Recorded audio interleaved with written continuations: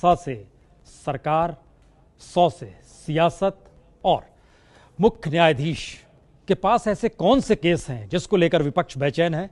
तो रिपोर्ट देखिए।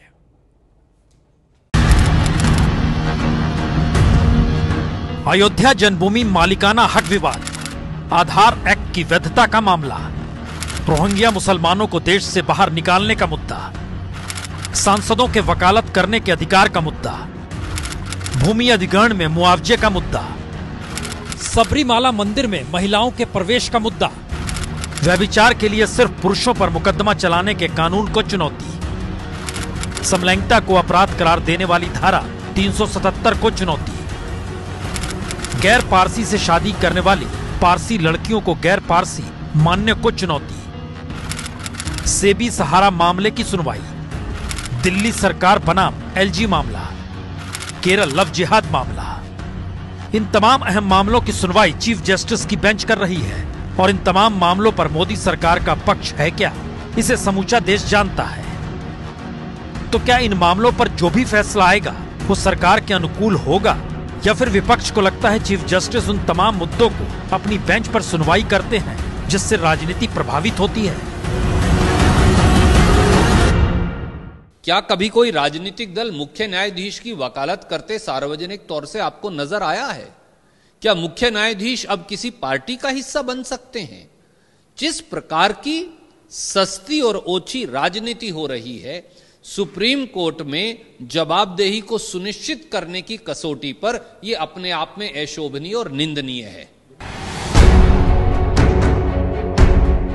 यानी चाहे अनचाहे सुप्रीम कोर्ट के फैसले भी क्या राजनीतिक पतंग को उड़ाने देने की जगह दे रहे हैं, या फिर देश में ऐसा माहौल बना दिया गया है कि जनता को लगने लगे संवैधानिक संस्थानों की महत्ता भी राजनीति के आगे खत्म हो चली है।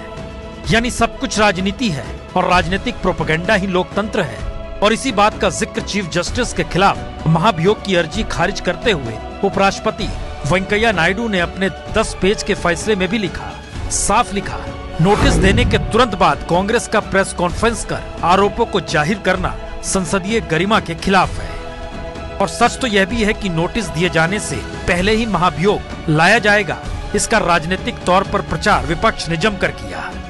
पर ऐसे में अगला सवाल यह भी है कि संसद के सामने तो सुप्रीम कोर्ट भी मायने नहीं रखता, पर जब सुप्रीम कोर्ट को लेकर सत्ता और विपक्ष के सांसद टकराने लगे तो फिर संसद का होगा क्या? ये ठप संसद के दौर में हर किसी ने देखा समझा। You want the house to be adjourned? You want the house to be adjourned or what? I can't allow the house like this. I have no option other than adjourning the house. The house is adjourned to meet at 12 noon today. तो संसद से सियासत चल नहीं पाती या राजनीति हो नहीं पाती तो क्या सुप्रीम कोर्ट या फिर ऐसे ही अन्य संवैधानिक संस्थानों के जरिए सियासत होगी, राजनीति होगी?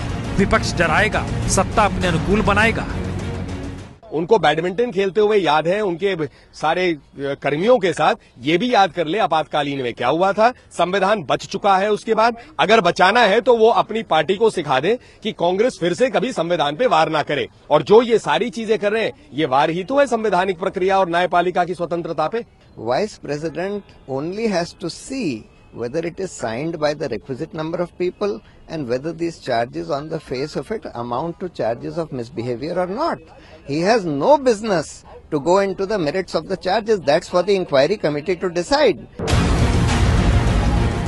यानी राजनीतिक झगड़ा चरम पर है, वकील भी बटे हुए हैं। और ये अजब संयोग कि 33 साल पहले आज ही के दिन सुप्रीम कोर्ट ने शहबानो मामले पर ऐतिहासिक फैसला देकर सुप्रीम कोर्ट की साख को नई ऊंचाइयों पर पहुंचाते हुए उस वक्त सत्तासीन कांग्रेस के लिए बड़ी मुश्किल खड़ी कर दी थी। और 33 बरस बाद आज सुप्रीम कोर्ट के चीफ जस्टिस ही कटघरे में खड़े थे और भले राज्यसभा में उनके खिलाफ लाया गया महाभियोग नोटिस सभापति ने यह कहते हुए रद्द कर दिया, ना तो ठोस सबूत ना मंशा सही। लेकिन परेशानी में बीजेपी तो आ ही गई, क्योंकि ये दौर उसका है और सुप्रीम कोर्ट की साख दांव पर है।